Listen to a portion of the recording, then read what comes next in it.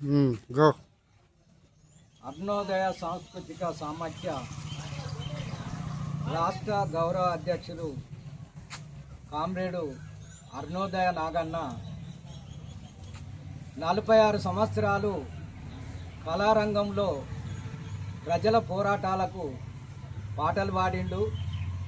మరి అనేకమైన అంశాలపైన పాటలు కూడా రాయడం జరిగింది.